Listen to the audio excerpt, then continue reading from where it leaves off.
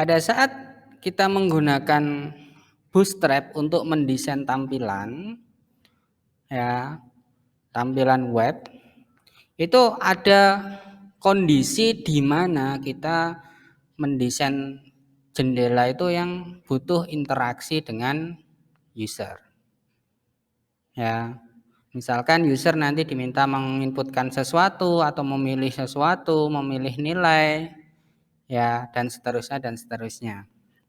Nah, kalau terjadi kondisi seperti ini, maka kita butuh sebuah jendela atau halaman web yang bisa mensupport, ya, reaksi dari, ya, masing-masing user tadi. Misalkan saya membuat website yang nanti harus ada loginnya. Login itu kan berarti saya harus menyediakan tampilan untuk user itu menginputkan username-nya dan password. Kemudian ada tombol login. Atau saya membuat tampilan web yang di dalamnya itu butuh melakukan pendaftaran. Ya, pendaftaran misalkan dengan mengeklik tombol tertentu maka nanti akan muncul jendela pendaftaran. Ya, kalau itu terjadi maka saya juga butuh tampilan jendela yang bisa melakukan interaksi dengan user. Misalkan memasukkan nama, kemudian nomor induk, ya, atau nomor ijazah sebelumnya, alamat, dan seterusnya dan seterusnya. Nah, ini nantinya kalian harus mewadahi dulu. Ingat-ingat ya.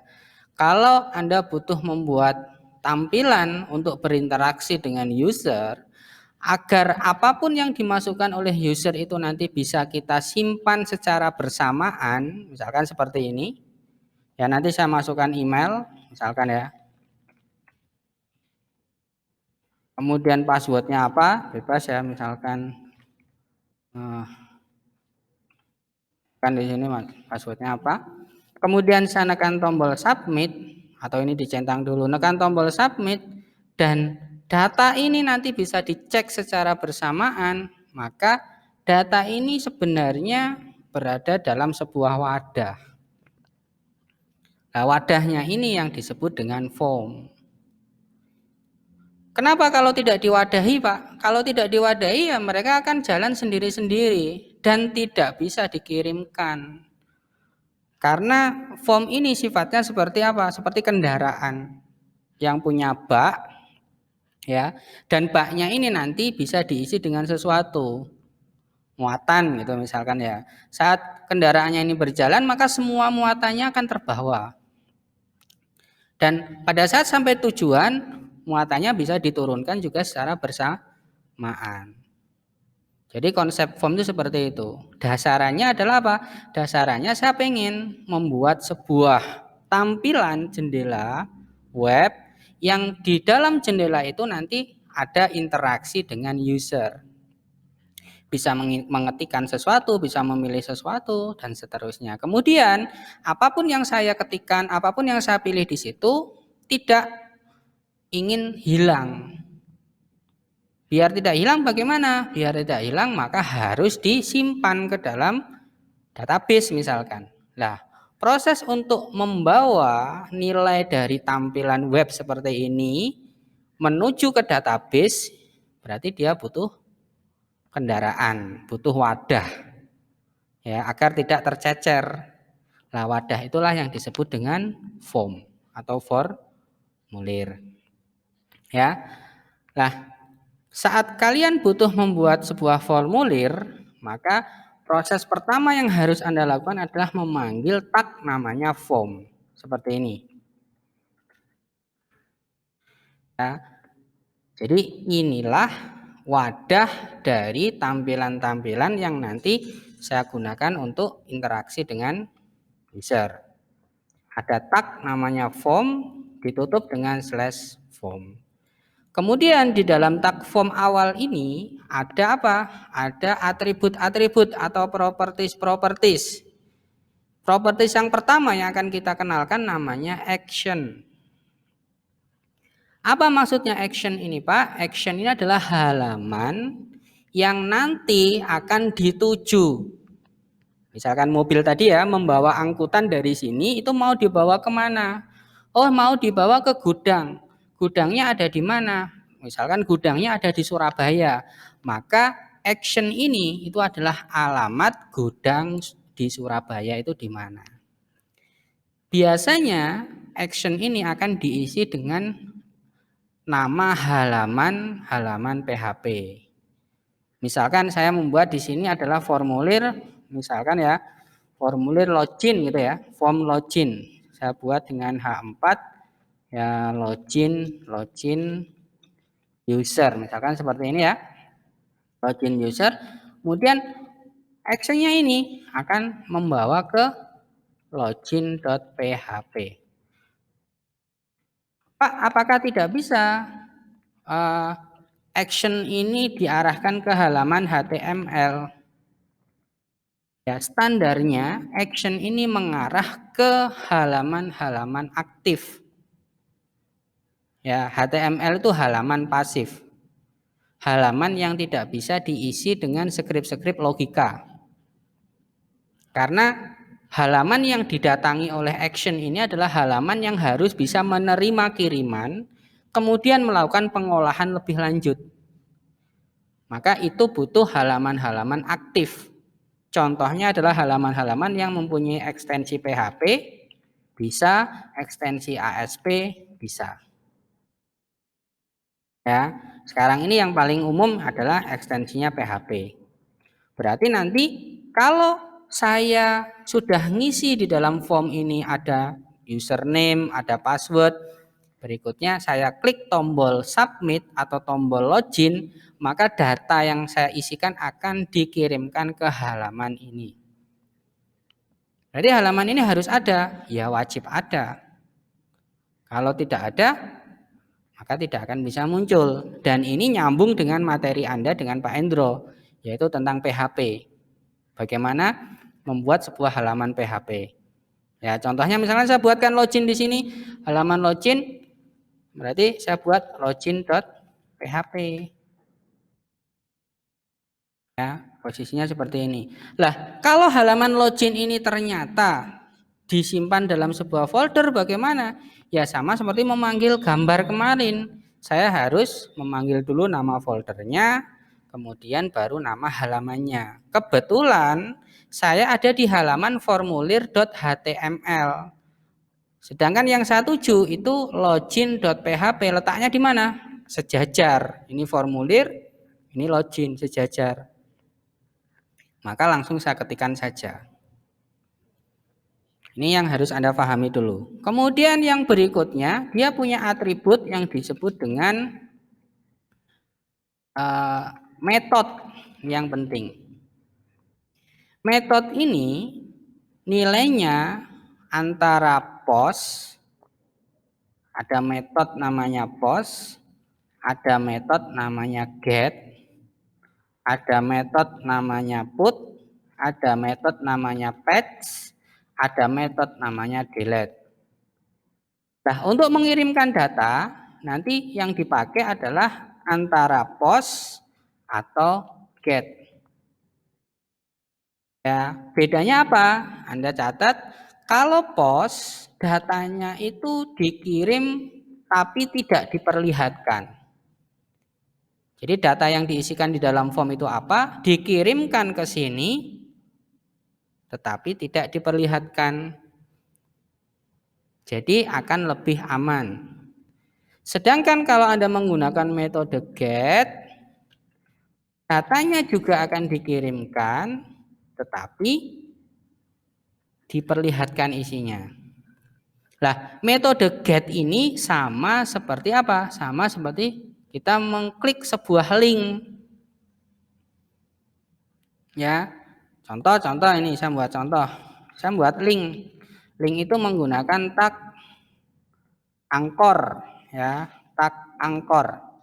Ini tag angkor. Misalkan hrefnya saya isi di sini adalah halaman login tadi, login.php. Ya, login.php. Kemudian saya isi dengan buka halaman login.php, misalkan seperti ini. Nah, misalkan seperti ini ya. Kita lihat yang biru ini adalah link yang saya buat tadi dengan perintah angkor tadi. Ini kalau saya klik, ini akan membuka sesuatu. Misalkan saya arahkan ke halaman luar saja dulu ya. Misalkan saya arahkan ke www.google.com. Misalkan ya seperti ini ya. Arahkan ke sini. Maka kalau saya klik http,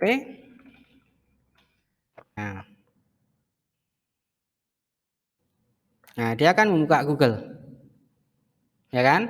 Lah konsep ini disebut dengan konsep get.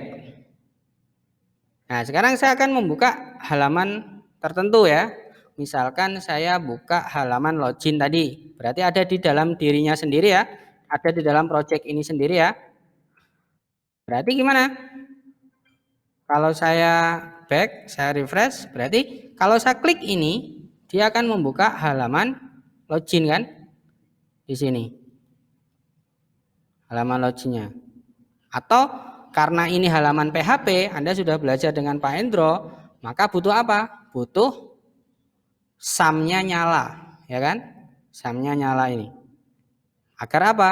Agar halaman login itu bisa aktif. Manggilnya kan harus seperti ini ya. Localhost. Nah, kan seperti ini halamannya. Berarti alamatnya apa? Alamatnya kan ini. Ya, alamatnya ini. Berarti ini saya ganti ya. Ganti alamatnya dengan catatan SAM-nya sudah aktif ya. Ini kalau saya dekati, perhatikan di bawah, di pojok sini, itu akan muncul alamatnya. Jadi kalau saya klik, dia akan membuka halaman tadi. Nah ini namanya konsep get. Terus variabelnya di mana Pak?